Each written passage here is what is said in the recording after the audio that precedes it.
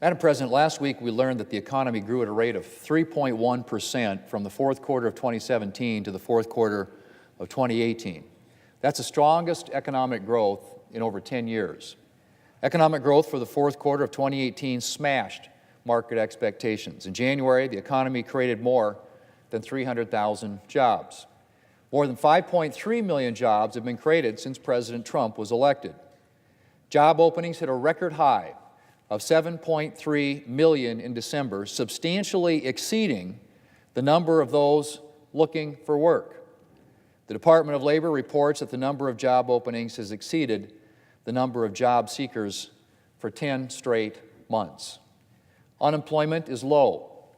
January marked the 11th straight month that unemployment has been at or below 4%. That's the longest streak in nearly 5 decades. Wage growth has accelerated.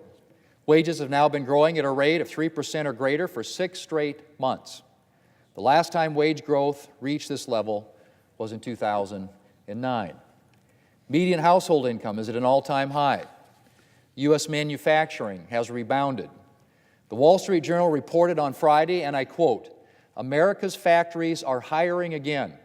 After years of job losses, U.S. manufacturing employment has risen for 18 straight months among those holding production or non-supervisory jobs, the longest stretch of gains since the mid-1990s," end quote, that from the Wall Street Journal. And Madam President, the list goes on.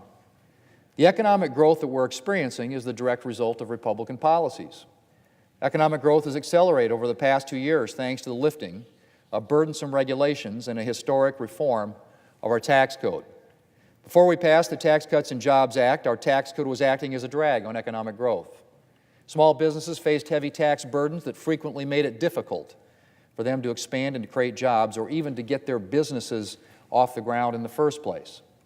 America's global businesses face the highest corporate tax rate in the developed world, which put them at a competitive disadvantage on the international stage. And of course, all that had real consequences for American workers. A small business owner facing a huge tax bill was highly unlikely to be able to expand her business or to hire a new employee.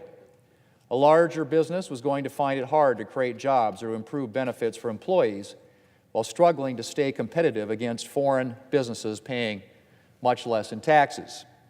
And so we reformed our tax code to make it easier for businesses to grow, create jobs, and expand opportunities for American workers. And now, Madam President, we're seeing the results.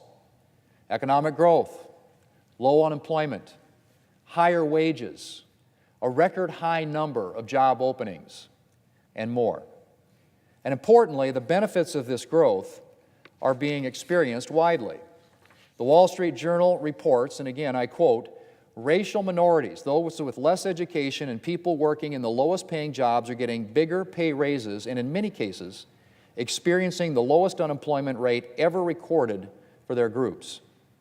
They are joining manufacturing workers, women in their prime working years, Americans with disabilities, and those with criminal records, among others, in finding improved job prospects after years of disappointment," end quote.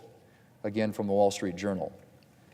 Madam President, the Obama administration was characterized by a weak recovery and years of economic stagnation. There were predictions that 2% growth would be the new normal. But Republican economic policies have turned the economy around. Now we need to focus on ways to extend the benefits of tax reform even further and to secure the gains that we've made for the long term.